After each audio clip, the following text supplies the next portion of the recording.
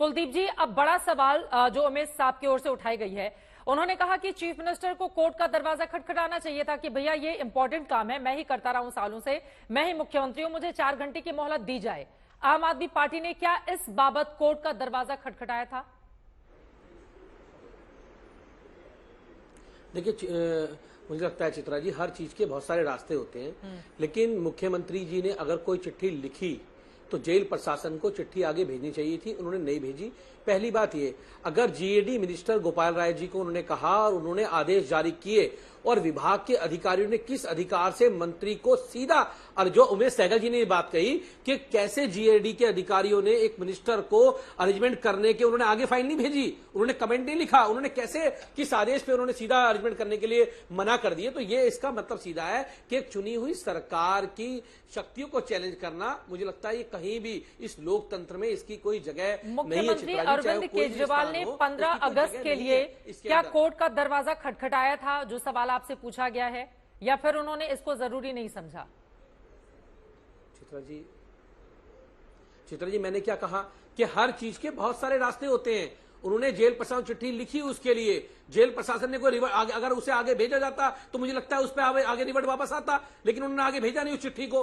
अगर वहां से आते दूसरा रास्ता, तभी जब पहला रास्ता बंद होता है चित्रा जी, तभी दूसरा रास्ता खुलते जाना पड़ता है। अब एलजी साहब ने अगर पहले रास्ते पे कर दिया होता, उन्होंने क्या किया, उन्होंने तो जो नाम रेकमेंड किया उन्होंने नहीं किया। आतिशी के लिए लिखा था ना, हमें कोई चिट्ठी तो आतिशी के लिए लिखा गया था ना। उमेश साहब ने जो बातें कही हैं कि एक पद को यहाँ पर सैल्यूट किया जाता है ना, वहां पर तमाम पुलिस और बाकी तमाम तरह की जो परंपरा होती है जिसको फॉलो किया जाता है, एक पद को सैल्यूट किया जाता है किसी व्यक्ति को, या फिर तो उसके मद्देनजर कुलदीप जी ये मुख्यमंत्री की ही जिम्मेदारी थी ना। लेकिन आप कह रहे हैं कि नहीं, इस तरह का कोई अदालती दरवाजा नहीं खटखटाया गया था राहत के लिए 15 अगस्त के मद्देनजर।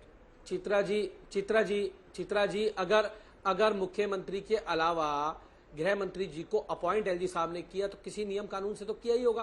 आप ये समझ लीजिए पहले मेरी बात। हाँ। तो पहली बात ये कि ये मुख्यमंत्री का विशेष अधिकार है कि वो किसको अपॉइंट करते हैं। उन्होंने आतिशी जी को अपॉइंट किया, उन्होंने लेटर भेजा, उस लेटर को नहीं माना गया, एलजी साहब ने अपॉइंट किया, हमें कोई आपत्ति नहीं है, हमें बिल्कुल कोई आपत्ति नहीं। हम चाहते हैं बस इलेक्टेड लोगों के ऊपर अगर उस झंडे को एलजी साहब फहराते तो हमें 100% आपत्ति होती चित्रा जी, क्योंकि वो लोकतांत्रिक परंपराओं को ध्वस्त करने का काम करते, लोकतांत्रिक व्यवस्था को ध्वस्त करने का काम करते, अपने आप को संविधान में जो प्रावधान दिया गया उससे अलग करने का काम करते। हमारी जो लड़ाई है वो सिर्फ ये है कि इलेक्टेड लोगों के ऊपर अगर चुनी हुई सरकार के काम में बाधा डालने का काम या उसके विशेषाधिकार का प्रयोग करने का काम एलजी साहब करेंगे तो ये दुखद है। प्रेम शुक्ला के चैनल पे ये कहना चाहता हूँ।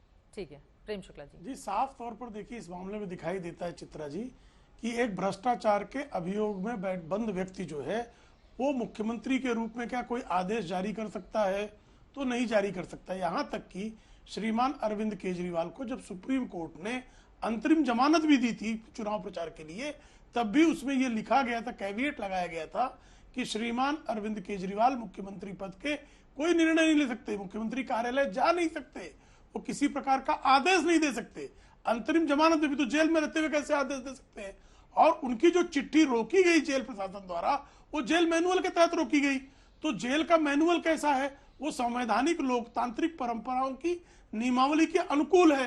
तो साफ तौर पर दिखाई देता है कि श्रीमान मुख्यमंत्री महोदय को जो जेल में भ्रष्टाचार के अभियोग में बंद हैं वो नियमों की अनदेखी स्वयं कर रहे हैं। तो नियमों की अनदेखी करने के बाद अब दूसरी इनकी आपत्ति है, तो भाई आपत्ति का तो कोई कारण ही नहीं, क्योंकि कैलाश गहलोत भी जो है वो निर्वाचित जो सरकार है उसके मंत्री हैं और लोकतांत्रिक ढंग से उनका भी निर्वाचन हुआ है। ऐसे में आपत्ति क्या है इनकी। एलजी महोदय ने कौन सा अलोकतांत्रिक कार्य किया। एलजी महोदय के पास मुख्यमंत्री का कोई कम्युनिकेशन नहीं पहुंचा, ये स्पष्ट हो चुका है जेल प्रशासन के बयान के बाद। तो अगर एलजी महोदय ने कानून के अनुकूल अगर कैलाश गहलोत को ध्वजारोहण की उनको अनुमति दी है, उनको उसके लिए नामित किया है, तो इसमें असंवैधानिक क्या है, अलोकतांत्रिक क्या है, आपत्ति किस बात की है।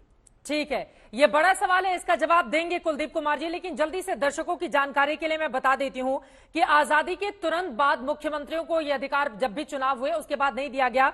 बल्कि आपके जहन में यह सवाल होगा कि देश में तिरंगा फहराने वाला पहला मुख्यमंत्री कौन है। तो 1974 तक, अपने दर्शकों की जानकारी के लिए मैं बता दूं कि जब भी 15 अगस्त या फिर 26 जनवरी का मौका आता था तो हमेशा देश में हमने देखा कैसे राष्ट्रपति 26 जनवरी को झंडा फहराते थे, जबकि राज्यों में राज्यपाल तिरंगा फहराते थे 15 अगस्त के मौके पर भी। और पहली बार फरवरी 1974 में दक्षिण भारत से के करुणानिधि ने इसको लेकर अपनी आवाज बुलंद की। इंदिरा गांधी से उन्होंने मुलाकात की, फिर चुने हुए प्रतिनिधि को यह अधिकार दिया जाए कि ध्वजारोहण वो कर सके।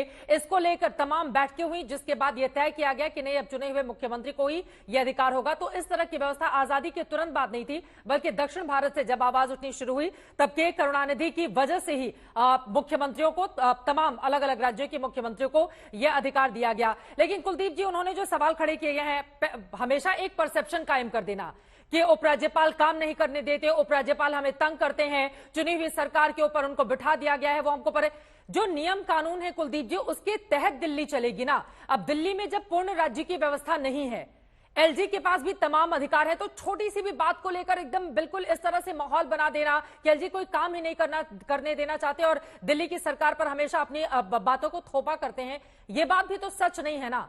जिस तरह की आप लोगों ने जानकारी दी और शाम होते होते जो खबर सामने आई कि भैया आप ही के गृह मंत्री, दिल्ली के गृह मंत्री अब ध्वजारोहण करेंगे, तो हर बात को लेकर राजनीति करनी है कुलदीप जी। देखिए, पहली बात चित्रा जी, ये बात आपके लिए छोटी हो सकती है, लेकिन ये बात बहुत बड़ी है।